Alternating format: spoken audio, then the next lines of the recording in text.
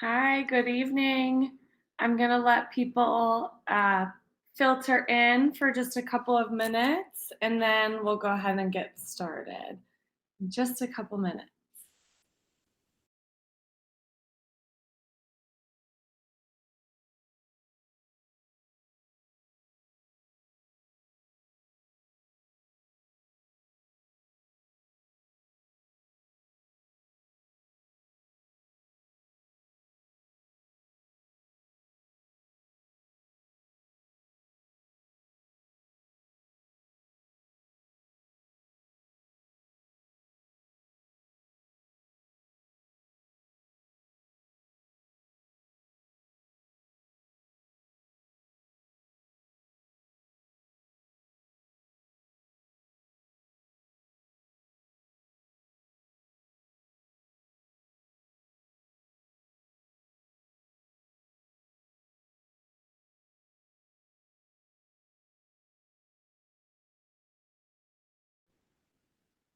We're going to give people just like one more minute to kind of trickle in and then we'll go ahead and start.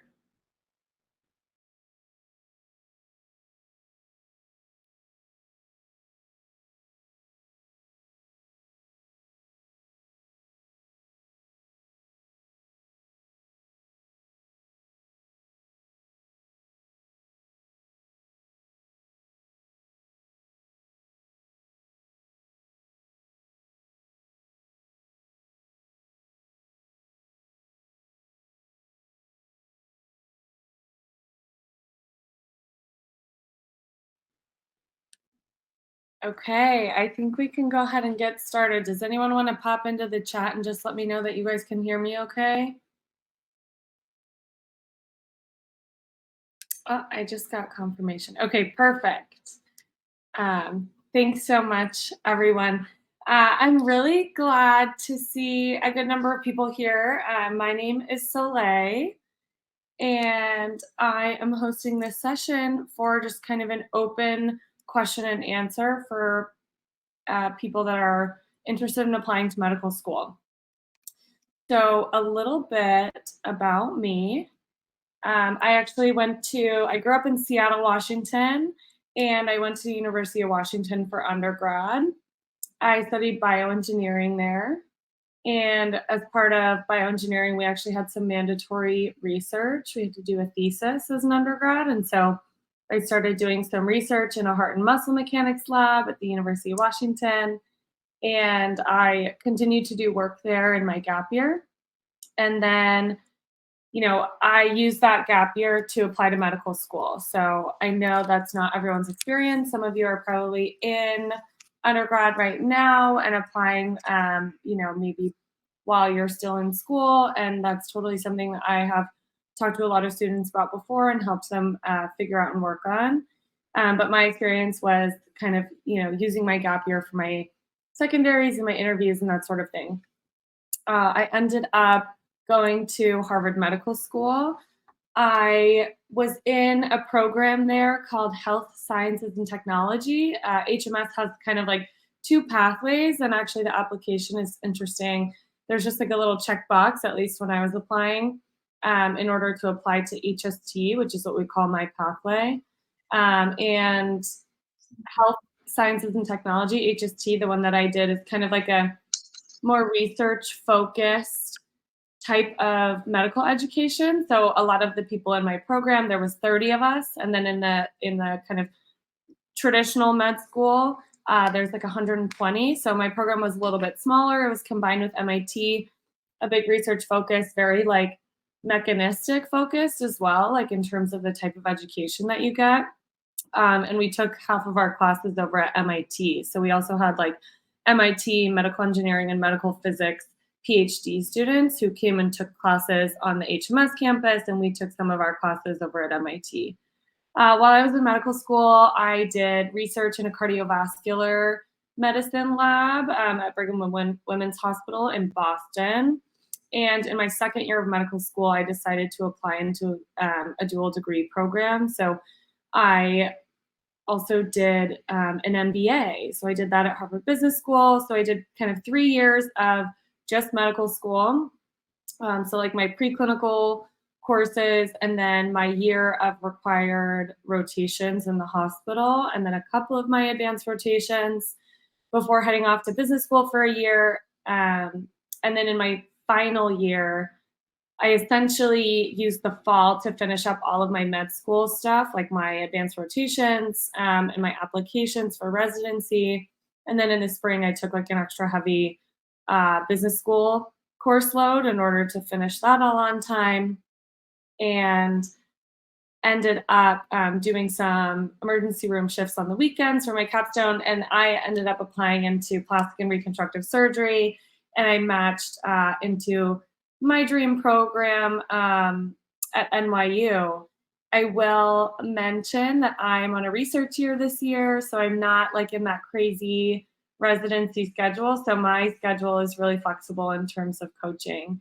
But yeah, I've totally, mentored a lot of students, both like formally and informally, for medical school applications. And then also I can obviously speak to the dual degree experience. And yeah, I just, wanted to have this be kind of an open format so people can put questions into the chat. I know probably many of you have submitted your primary application already and you're waiting for verification and probably thinking about secondaries. And so, that is a really good topic to talk about this evening. But then I also know there are people who wait, until later in the summer to submit their primary AMCAS application, and that's totally fine. And that doesn't mean that you're not going to get in. And then maybe some of you are even, applying next year and you just want to get ahead. So whatever questions you guys have, just feel free to unmute or put them in the chat. And we can talk about like any of these things: secondaries, interviews, what it's like to be in med school in general, and then what it's like to be a doctor too, because I have some of that experience now. So I will let some quiet in for people to either unmute or send any questions you might have in the chat. Yeah, perfect. Anastasia. Go ahead. Hi, thank you so much for taking the time to do all this. I'm a Canadian applicant, so I'm facing a little bit of an extra hurdle with that. Um, I'm currently working on my secondaries. Life happened and I didn't pre-write as much as I wanted to, so I'm only about 4 schools into pre-writing, and I should be approved, and I should be verified in the next couple of days. I'm very terrified about what's going to happen to me in this upcoming week, and I was wondering if you had any advice on prioritizing secondaries. It's already getting easier now that I'm kind of through some of the main ones, but I keep finding these very random topics. And yeah, I'm just a little bit overwhelmed with it. Yeah, absolutely. Thanks for your question, Anastasia. I think that, there's a couple things that I think about in terms of preparing like for when those start to flood in, because they really do start to just like come in all at the same time. And I would say, you are still super early, right? So since it seems as though you'll be verified in the next few days, like that means you submitted your primary AMCAS application like super early, which is fantastic, right? These schools do this on a rolling basis. And, I will also just hop in there. I submitted my primary AMCAS. Like, I do not coach people to do what I did. I say do as I say, not as I do, because I submitted my primary AMCAS in August, right? And that being said, I still got into Harvard Medical School. So, there are, being a few days late or even a few months late, like it's not going to make or break your application. I think in terms of prioritizing secondaries, I have had good experiences with recommending that people actually submit their first essays to maybe like their third or fourth choices in terms of schools, because your writing will get a lot better as you do more of these essays. Like I have been reviewing, like now that we're in this season, I've been reviewing some of my secondaries, and the first ones I submitted are so like just, compared to the third, fourth, fifth ones that I submitted, those ones are much better, right? So kind of the first one that you submit, like typically it almost feels even like a rough draft, because what you end up doing is you just take the bones like from those first essays and you kind of readapt them for each like subsequent school, which it sounds like you've been kind of doing as you say, they get easier, et cetera, et cetera. So my recommendation would be to actually submit to maybe, starting with like your third or fourth or fifth choice schools very first, and then, taking another day or two to get around to like your first choice. And I think that these can really like be written and edited like in a short amount of time. I think particularly, I have a really flexible schedule coming up. Like I would have availability for even like a 1 hour, like as your secondary invites start to come in, just to have, another set of eyes on these secondary essays. So I definitely recommend like setting up a coaching session in order to get eyes like on those first few, because those ones are the first that you're gonna then be borrowing for all of your next ones. That being said, I wouldn't feel too much pressure about like, oh my gosh, I should have had all of these written by now. They do look at the applications as they come in, but they're gonna be totally flooded as this first batch of applicants are getting verified. And so a day or two difference is not gonna really change your standing, if that makes sense. But yeah, I recommend that when it comes to like your top schools, those maybe aren't the ones that you write first. You know what I mean? So that is kind of like my overall recommendation. I hope that was helpful. And we can always, yeah, go ahead. Did Yeah. you Oh, have yeah, like no, thank you, for your suggestion. Really quickly, how strict is generally the two? Because I hear like the rule of thumb of 2 weeks after they send the applications, Mhm. the secondary invites. How strict do you think that is? Because I know that, for example, some of them like UCLA have like um really strict deadlines, but just generally, how afraid should I be of submitting it exactly on that on like with that within that period? I don't think you should be afraid at all. The 2 weeks really is a rule of thumb. That being said, earlier is better, like in general. And that's it. So I think particular, if you know that you're a super strong applicant and like whatever, you have more leeway. But I will say, as you mentioned, like you are an international student. And so there is like a little bit of a barrier. And so I think like anything you can do to improve your chances, like will be better. Um, Okay, thank you. yeah, no problem. I'm gonna take, oh, is this a hand? I'm gonna take a couple from the chat and then I'll come to you, Rita. But I can't tell if that's a hand or not.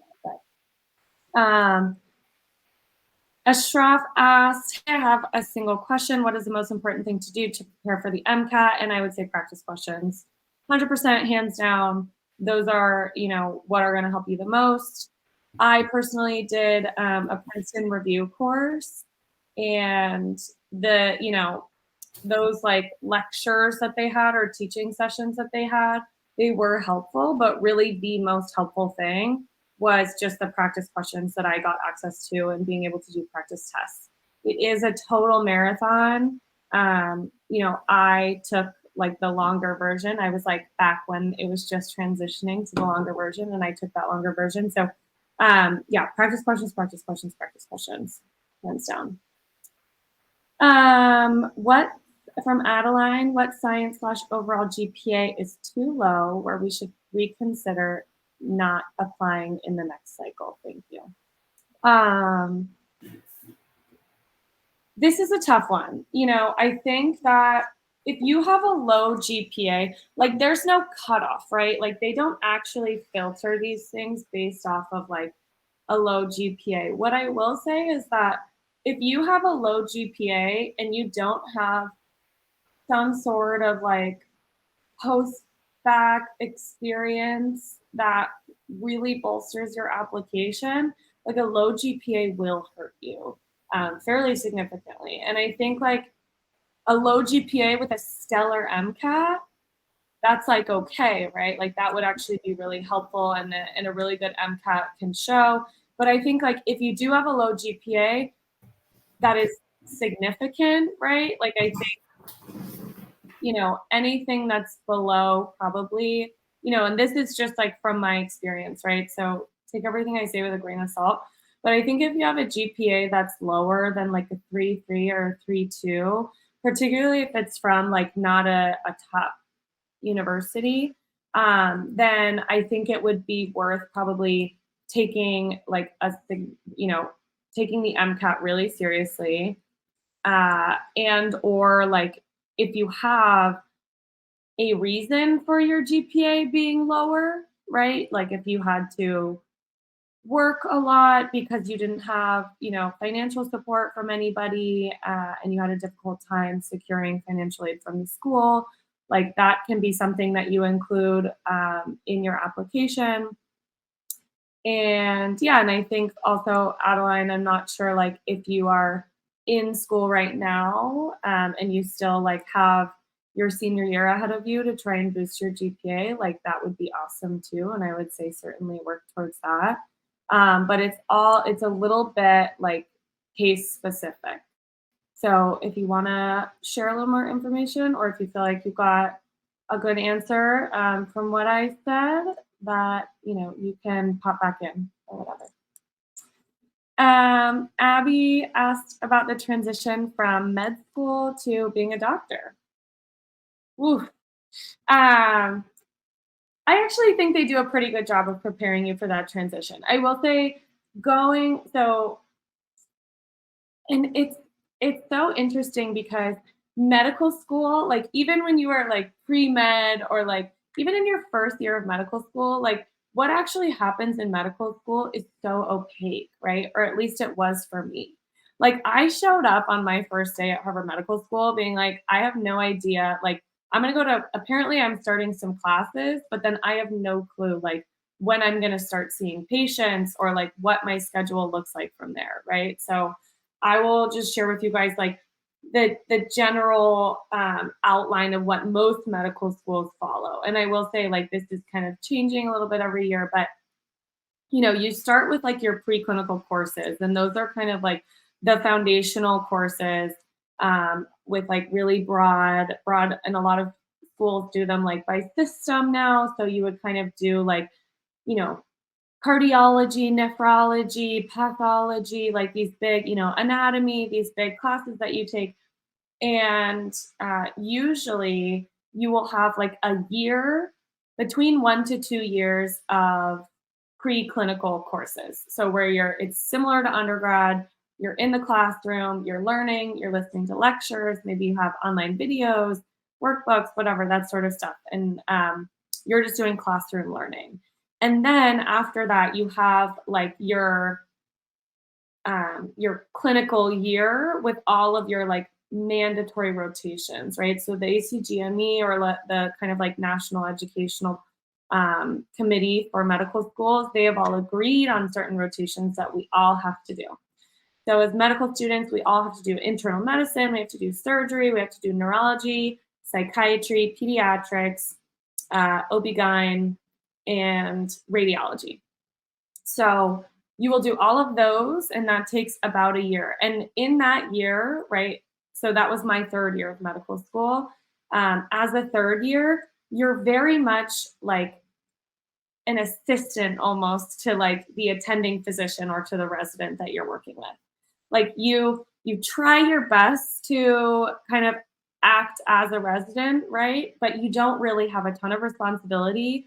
You interview patients, you'll write notes, you'll talk about what your plan might be, but oftentimes like you're not actually, the buck doesn't stop with you. You have a resident that you work with usually, and they're the one who is like actually calling the shots and actually taking care of the patient. But you're kind of like shadowing, and you're trying to give it a first pass, if that makes sense. So after you do your third year, your clinical year, then you choose advanced rotations, and those advanced rotations, or sub-Is as you guys might have heard, are like you should really be trying to function at an intern level, right? And so an internship is your first year of residency. So you should be trying to carry as much responsibility as a resident does.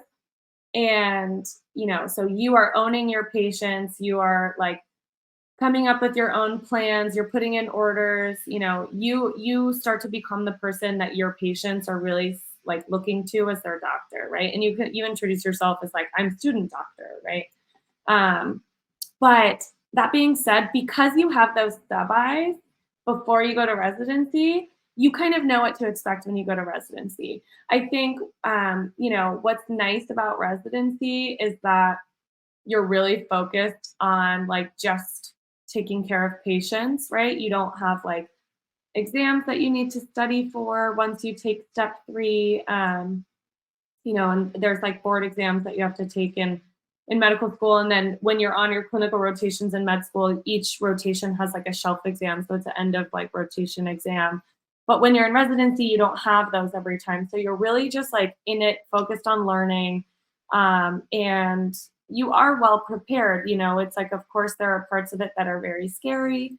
But there are always layers and layers of supervision. And so it's not as though you just get like thrown into the deep end with no support, right? Like you are thrown into the deep end, absolutely.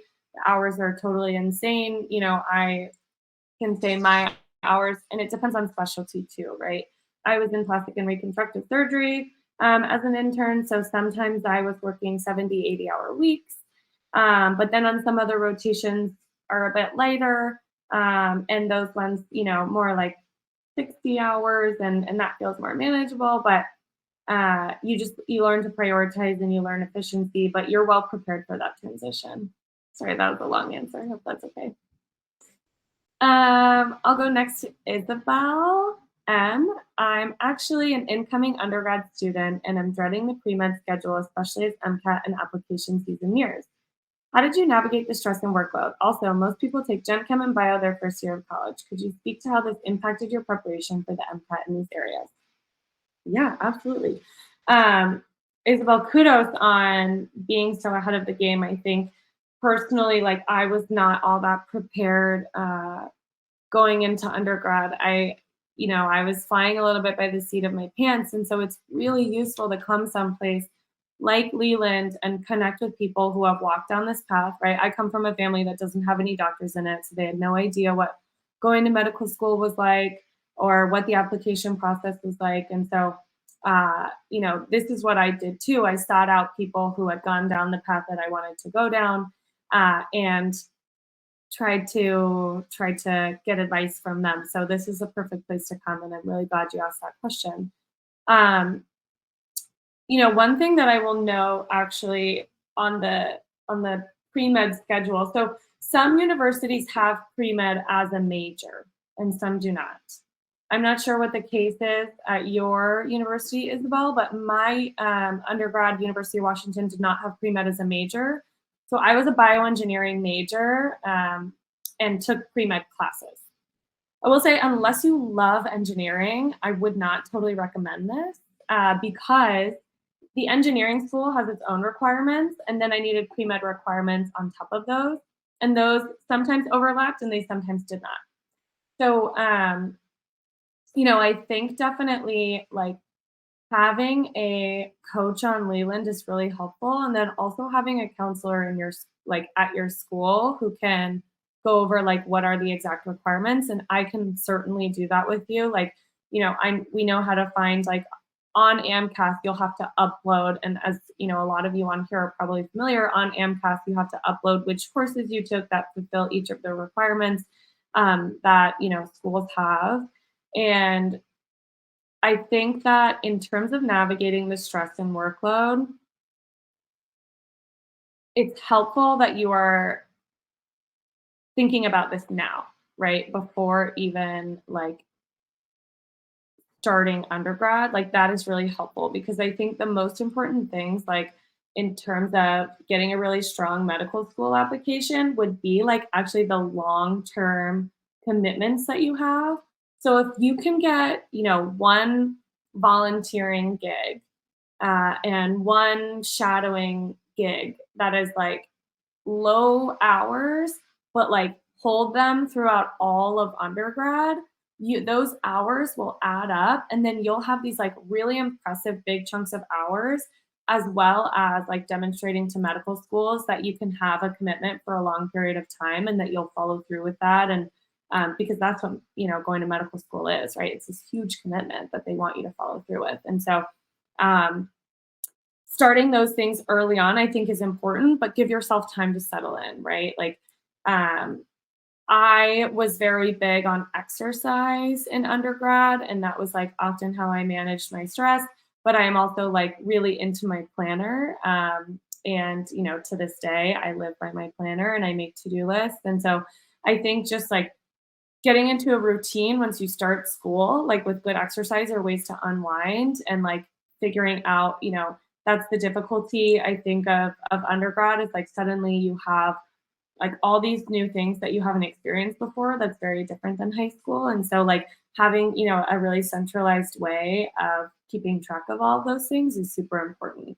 I think taking Gen Chem and Bio in the first year, I mean, it's kind of like a must do. I think, first of all, it's really important to do well in those classes. Like in general, I think it speaks to like your ability to digest like the scientific information that you'll be having to take in like for basically the rest of your career. And so it's a really good place to start just to make sure like, is this really for me? Right. And then I think on top of that, they are absolutely helpful for the MCAT. There is a lot of kind of basic biology on the MCAT, even just like which amino acid is this? Like those are things that you'll learn in those classes and that are pretty helpful. Um, yeah, but I think like, of course you'll need a refresher regardless of when you take the MCAT. I took mine in the summer before or like the right before my senior year started is when I took my MCAT. So I used that summer to study, took a Princeton review class, and that refresher was really helpful because I was pretty far away from my Gen Chem and Bio classes, but those things come back really quickly. What do you think would be a good GPA to work towards as an undergrad looking to apply to a dual MD MBA program? Yeah, I mean, it's a tough question. I think, a GPA that's like above a 3.6 or 3.7 will be really competitive. A GPA above a 3.7 is like you will do well. And, having a 4.0, like your GPA is not the most important thing on your application. Having a bad GPA can hurt you. Having a 4.0 GPA is not going to help that much because at the end of the day, like they value you having a lot of shadowing experience and having volunteer experience where you're actually like serving underserved populations and being, giving back to your community. They value those things more than an incremental point 0.2 on your GPA. I know it's like grades are really stressful because it's like also such a concrete thing to refer back to.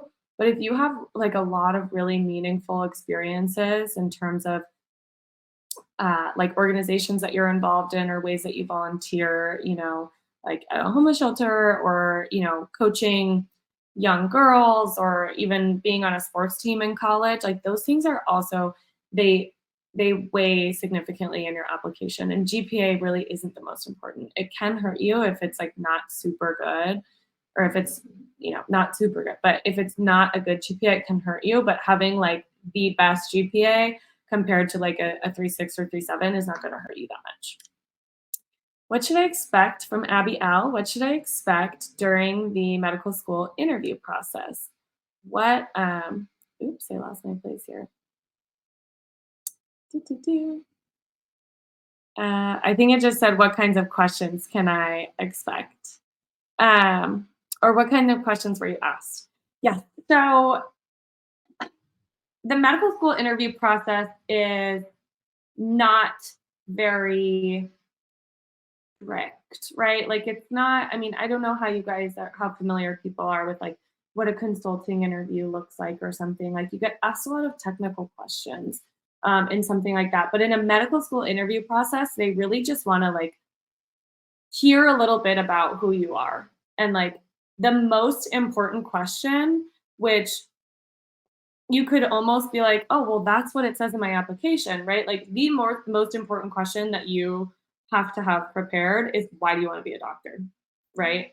And I think that it can be forgotten to like prepare that as a question because you're like, I wrote my whole essay on that and shouldn't they know? And like you also might not feel like you have to prepare it because you're like, oh duh, like I want to be a doctor. I've known that for so long. Like, and yet it can be actually, I think, a little bit complicated to put that into a succinct, cute little package that you can offer up to somebody in an interview, excuse me.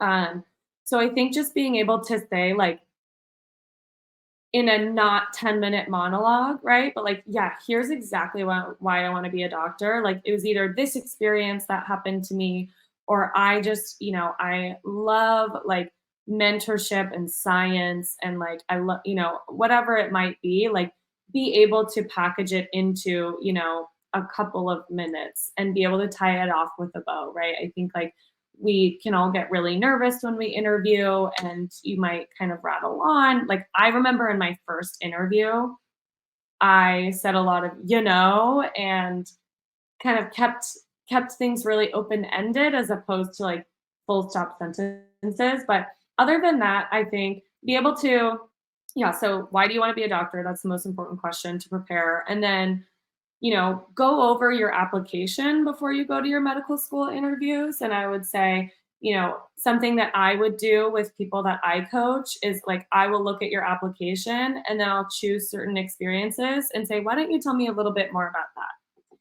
And what I'm looking for is for people to say, like, here's what I did, right? Like, here was my role in this, not like, oh, yeah, I worked for this organization that does X, right? I want to hear about, like, what did you do specifically?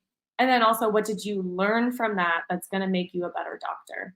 And I will say, like, that is what I always coach everybody on is like, I want your application, like, to tell me why you will be a good doctor, like period, right? And same with your interview.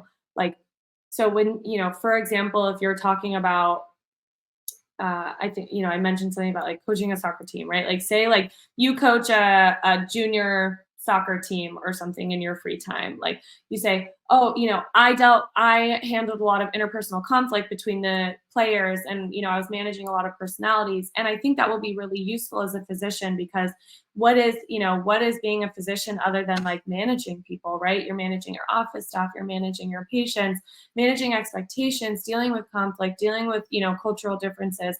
And so, that was an experience that really taught me that that's something that's instinctive for me. And I'm really excited to bring that into the clinic, like that sort of stuff, right? So it's questions about, diving a little deeper into your experiences.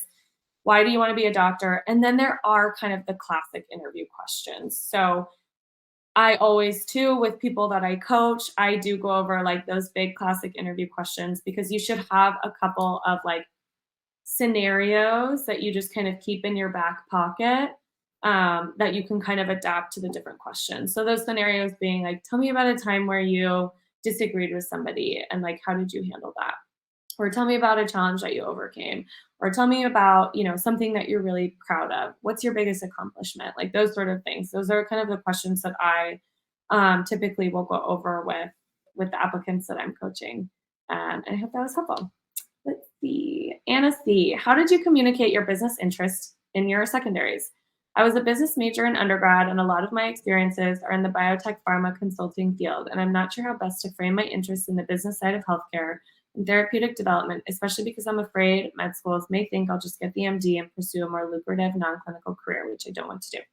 I think that's such a good question. It's such a good question for anybody that has your background, because you're right in that, like, there will be a little bit of judgment from the medical schools or like trepidation about you as an applicant because they'll be like, is she just here to go into consulting, right? Um, so I think your job is to frame these things like in a sense of, you know, here's what I got, and I think you can be somewhat explicit. Like you can say like, here's what I did, in biotech pharma consulting. Here's what I learned from it. And like I said, here's why that's going to make me a good doctor. And like, here's what it was missing. And that's why I have to be a doctor and I can't just do like consulting, right? Like and talk about like what is it that lights a fire in you for becoming a physician, right? Because I'm sure it's not like making a slide deck and giving your 3 points about like your go to market strategy, right? Like that's not why you want to be a doctor. And so I think just like affirming affirming this message of like I want to give back, right? Like I don't want to just learn and take from the scientific community. I want to give back to my community. And so like yes, I think absolutely like include those experiences of course in your application. But yeah, I think like in your secondaries you can kind of talk about like what was missing from those experiences, and that would hopefully be like patient connection and the innovation that have or like the boots on the ground like feelings that you get when you're in the clinic. And I think just focus a lot on like any shadowing experience you have and like why that was so much more meaningful to you. And yeah, just really be able to highlight the ways that you have given back to your community, as opposed to just kind of like these, like, I don't, because being a doctor is like, of course, like very amazing, but like, the biotech pharma consulting field is very sexy and yeah, you make money and like, so just being able to speak to why being a doctor is like more important than those things, and like what you hope to do like with your MD. And I think you can say like, you know, I want to be a physician, that has it. And you can talk about too, I think like when you talk about like therapeutic development, like say like I want, my dream is to work in an academic institution where I have my own lab and then I see patients twice a week. Like that's totally awesome if like, if that is true for you, right? Like make sure it's true. Don't just say it because you think it's what they want to hear. But yeah, because that would mean that you're really being a doctor and that not that you're gonna be a flight risk or whatever. So hopefully that's helpful. Alexander A, in terms of applying to a pre-medical program, do you have any information on if the universities, colleges look down upon high school students that attended private school? If so, in what ways? Um, if universities, I think that I have like less experience in terms of what colleges are looking for as opposed to medical schools. Like I did, I was one of the interviewers at Harvard Med School for my program, as well as like helped read through some of the applications for the admissions committee. But I have never done that like at a university level. I don't imagine that they would look down on people who went to private school. I mean, I think like, you know, I assume also like that there is family input that goes into that, and depending on where you live, like maybe a private school is the only really excellent option. And so, I will say that I also like to be transparent with what I do know and what I don't know. And so this is a question that I don't really have an answer to. But I would not imagine that they look down on high school students that attend private school. How far out should you start studying for the MCAT? Do you have any recommendations for MCAT study books or courses from Tess? Yes. I mean, for me, I will say I had bought a Princeton, like the whole set of Princeton review books, like well in advance of when I started studying, telling myself that I was going to start a bunch of times. And it wasn't until I signed up for a review course that I actually started.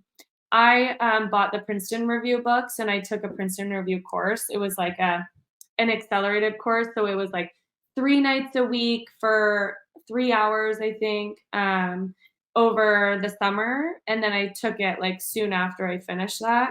I think like don't give yourself too much time. If you're going to take a prep course, don't give yourself very much time after the prep course ends, because like your studying is going to fall off when the prep course ends. And I do think also like that's another benefit if you can't afford a prep course, first of all, because they are expensive, or like you just don't think it's for you, like having a coach is like another option. And in terms of like then you don't have to have like all the paying for all the time of all the lectures and everything, but you can have somebody to be accountable with and to help you at least develop like a plan and a structured studying, right? Like, because there are these books, the Princeton Review books that you can buy, and then those have like all the practice questions and chapters to read, and like they really do a good job at teaching to the material and to the test, which is perfect for the MCAT because you really want to be like having focused studying because it's such a big test with so much stuff on it. Um, so yeah, I had a really good experience with Princeton Review. I also highly recommend the Kaplan courses. Um, and I this is another example of like do as I say, not as I do. I studied for I think 2.5 to 3 months. I think it's probably better to do a little bit longer. Um, but it did work for me because I was like working part time in my lab over the summer. And I would just like use my entire second half of the day to either take my class or study for the test and like do practice questions and stuff. Um, Lauren C., what was the benefit of getting an MBA along with your MD? How did the application process for the dual degree differ? So this will depend on which school you are thinking about doing a dual degree at. There are some places where you apply to both at the same time, but I can speak mostly to Harvard Medical School, in which you first get into medical school, and then as a second year in the med school, then you apply into the MBA program. So that being said, the application process for medical school was obviously exactly the same as for all of you and for normal medical school. And then my MBA application like was just the normal business school application that everybody else does. There was just one additional essay that was like, if you're doing a joint degree, tell us a little bit about why you're doing that. And for me personally, when you're asking about what was the benefit, like that changed a lot, like in terms of what I thought it was going to be versus what it actually ended up being. I initially got the MBA thinking I want to be the CEO of a hospital one day. That's my long-term goal. And so I need an MBA to do that. Like I had only ever done science, engineering, and medicine, and so I knew nothing about the rest of the world, right? And so I needed an MBA to be able to be a CEO one day. I then, fell in love with the operating room, decided to go into surgery, and kind of this idea of being a CEO of a hospital was no longer at the forefront of my mind, right? I wanted to be an excellent surgeon. But what I did learn in business school that serves me well in that capacity are a few things. Like I'm really interested in value-based healthcare. I think as the healthcare landscape changes in terms of like what people are reimbursed for and all these things, like they're always looking like healthcare is a business, hospitals are businesses, and they do have to like provide returns to stakeholders in the community, both monetarily or not. And so like value-based healthcare is just kind of this new way of looking at the services we provide as doctors and figuring out like how are we allocating our resources. And I'm also interested in operational inefficiencies in the hospital. You guys will see once you enter, like things move really slowly in the hospital, and it's really hard to make significant changes. And there are a lot of things that happen that are not very efficient.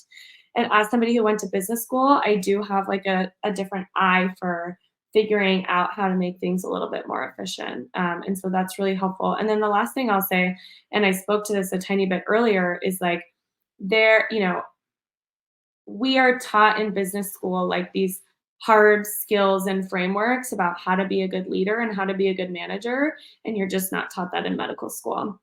It's kind of assumed that you'll be able to figure that out, and that's like ultimately what you are as a doctor, right? You're a manager and a leader, and you are like always you are managing, as I mentioned, like people that your staff that work for you, like nurses or a PA or your schedulers or whatever, and you're managing your patients. Like that's ultimately the kind of relationship that you want to have, is like you know and so you want to think about like, how do I incentivize my patient to like follow my recommendations and all these different things, and just like having some of that hard training and those hard frameworks is really helpful in terms of being a physician, and also being like a successful mentor. And I think that's like, you know, it's helped me a lot in terms of like my success with coaching people, right? Is because like I do have these like frameworks and different way of thinking.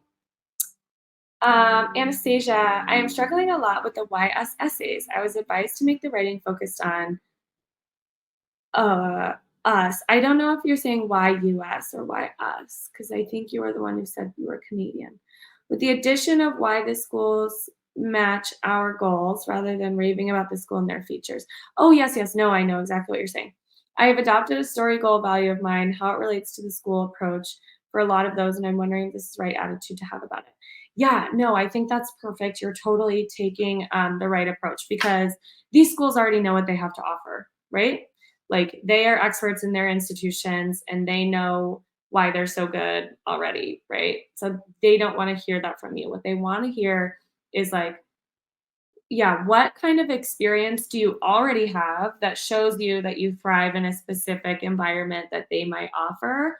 Or what are you looking for? Like, what are you missing that you have not yet had, but that you know would be useful to you and you know you would love because you are XYZ things, right? Um, and like why that school would be good for that. But I think you have exactly the right thing. And for those of you, if I like mumbled that or whatever, she was asking about secondaries and when the medical schools are asking, why do you want to come to our program specifically? They are not looking for you to tell them what is so great about their institution. They are looking for you to tell them what's so great about you or what experience do you have that would allow you to thrive at their institution, right? Because these essays should be about you. Uh, Chloe A, how are you able to stand out in your application? What is something you should strive to do before the application process? Aha. This is a really good question. I think one of the toughest things about applying to medical school is you have to do everything, right? These days, you have to do everything because everybody's doing everything. And what I mean by that is that you have to do research, you have to do volunteering, you have to do shadowing, you have to do something that makes you a normal human, right? Whether that's like cooking or exercise or like what, like you have to do everything. And like there's a lot of these boxes that you have to check, and it is so exhausting.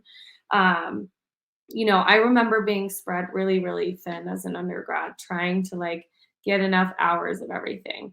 I think for me, my personal experience was I was really heavy on the research, on like my bench science research. And that helped me to stand out because like that was something that I was an expert in almost, right? Because I had done a lot of research. I had gotten a significant number of research awards and endowments and had a lot of presentations. And that was really helpful to help me stand out. And so I think whether it's research or, you're volunteering or some organization that you lead, like there should be one thing that is kind of like your thing, right? Like yes, you have to like sprinkle in a little bit of everything, but carve out for yourself a little bit of a niche in terms of like what's your main thing? Like what do you really care about or like what are you really good at? And like that it's okay for that thing to have like significantly more hours and just like take more of your energy and whatnot. So I think like that's really important to try to do before you submit your applications is like find your thing, like, you know, become the leader of a club, that you're really passionate about and like really put a lot of hours into it or something. Cause they do want to see that you can like not just check a bunch of boxes, but that you can like find meaning and be a meaningful contributor to something. Hiya. What do you think med schools are looking for in applicants to dual degree programs? I'm an undergrad interested in MD MBA, but the only business related activity I have is my business minor. Um, I think that's awesome. I think like when I think about dual degree programs, like no matter what, medical school, right? Like there's, from my experience, at least, like medical school is the more difficult part of this, right? So what you want to do is impress the medical schools, and MBAs, like I had never taken a single business related anything when I went to business school, and that was totally fine. You will learn everything you need to learn in that sphere, like, when you go to business school. That being said, I think it would be useful to, like, have some sort of experience, like, if you are hoping to use your MBA, like, have an idea, like, if you're applying into dual degree programs, have some idea of, like, what you plan to use your MBA for, right? So, like, if it is because you wanna go into industry one day, having like some sort of internship at like a biotech company or something like that is useful. Or if it's because you're just really interested in like administration and leadership, like make sure that passion for leadership is reflected in your application. Um, the other example that I can think of is like if you're interested in like starting something, getting some experience, like working with a little startup, in undergrad or something, or volunteering in that way, like is also helpful. Or being in like some sort of entrepreneurship club, like is also helpful. Um, but if yeah, I think like as long as your application for medical schools is like really watertight, like, that's the more important part of it. Test M, what recommendations do you have for helping to build a strong resume for medical school applications? Um, yeah, I think I spoke to this a little bit, but I will just kind of reiterate, like, the important things are that you do have, like, meaningful experiences, like, those are really important, actually, like, yes, like I said, like, having a good GPA is important, but having a perfect GPA is not gonna help you that much. Having a bad one is going to hurt you, but a perfect GPA is not gonna help you that much. So the important things are, like, making sure that you have, like, real shadowing hours and kind of, like, experiences that are working with populations that are different from you, right? I think that that is like a really important piece too. Like, volunteering at your local food bank or in a homeless shelter or something like for a long period of time, like over multiple years, like that means so much because they're like, oh, look, like this applicant decided to take on this commitment and they did it for all 4 years or 3 years or even 2 years of undergrad. And they always went back and they continued to fulfill that commitment. Like they spent a lot of hours, a lot of over the years, like giving back to their community, working with people who look different, speak different, come from different backgrounds than they do, and like that's what's really amazing because that's kind of what it is to be a doctor, right? It's like you are like constantly communicating and working with people who are very different from you. And so to be able to figure out like those skills and tools for how to communicate across barriers like that is so important. So yeah, I think like it's hard because there's this urge to just like check every single box. And I will say, like, the strongest applicants, they do have a little bit of everything, right? They have some leadership, they have some research, they have some shadowing, they have some kind of like stuff that just is like for fun and like helps round you out as a human being.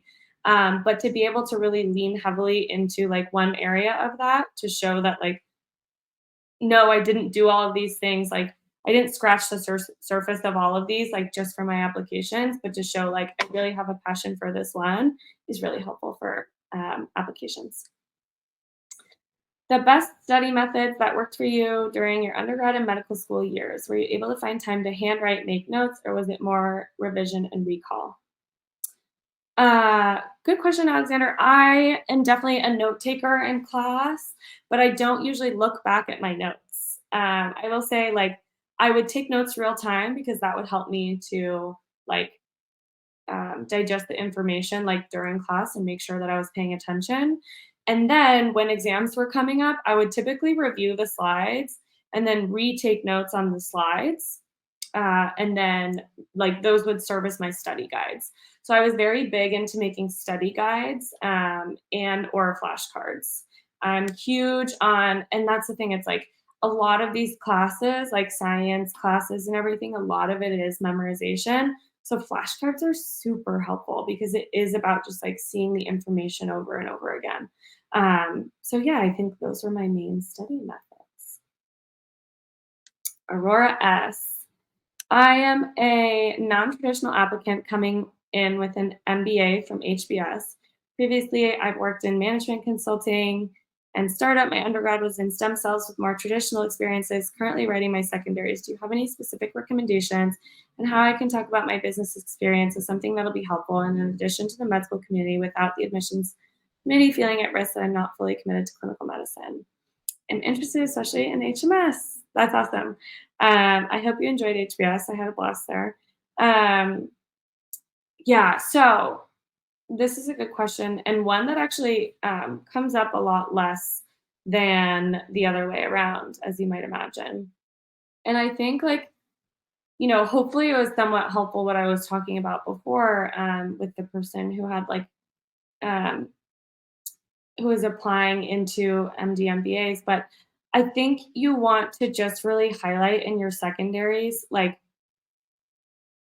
what was missing from your life in management consulting and why would being a doctor fulfill that, right? And like really emphasizing that, like, and I think you really can highlight like what you plan to do, right? And like make sure that says be a clinician, right? Like be explicit about it. Like you don't have to kind of beat around the bush or whatever. Like I think you can just really be explicit about like, and now like I have done these things and for XYZ reason I'm unfulfilled and for XYZ reason, like I want to be a clinician. And like my passion is really for like treating, taking care of sick people. Like that's what I love. And like I found that through my shadowing experiences or through, this volunteering, like that is what fueled me and like that is what I love. And so, absolutely like I can speak more to this too if we um set up a coaching session, I think would be awesome to talk more about. But I do think that it's helpful to be explicit in those situations. Um, when did I submit my primary? I think I mentioned this. Do as I say, not as I do. I submitted my primary in August. That being said, I still got into Harvard Medical School, so submitting your primary late is not the end of the world.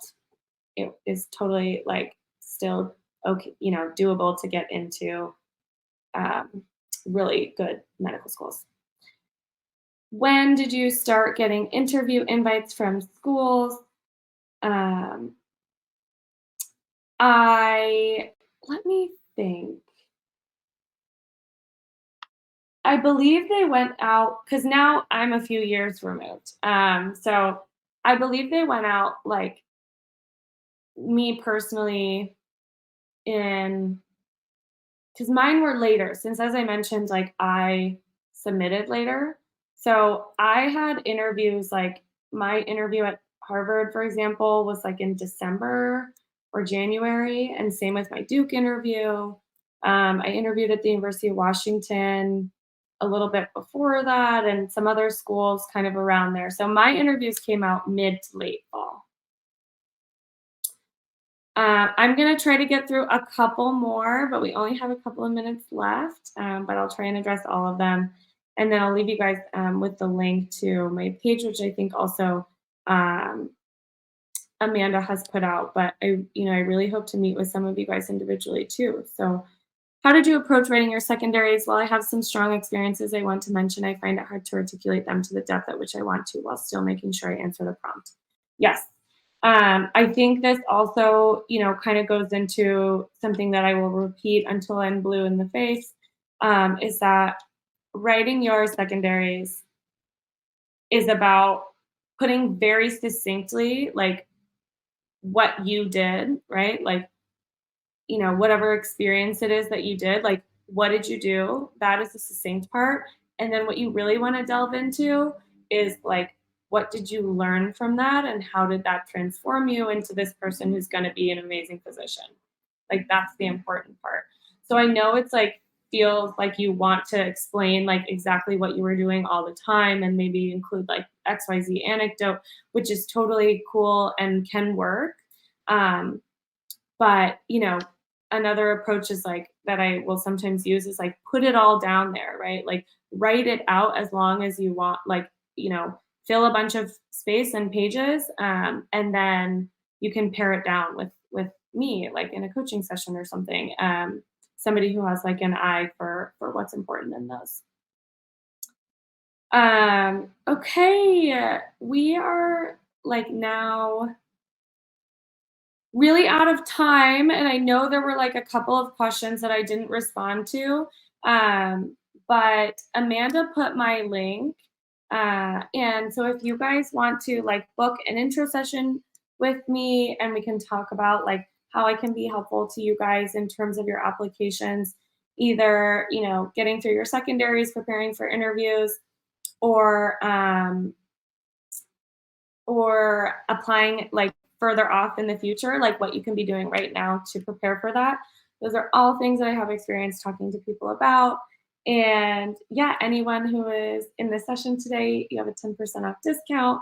And in that intro call, I can address like any, one last question that you had from here if I wasn't able to get to it. Sorry, I think I missed the last few. But I'm really glad that there were some people here today to ask me some questions, and I hope to hear from you guys. I love coaching. I'm super approachable. I have like hourly as well as like packages. So feel free to look at my profile, and I hope to hear from you guys soon. Have a good night, everyone. Take care.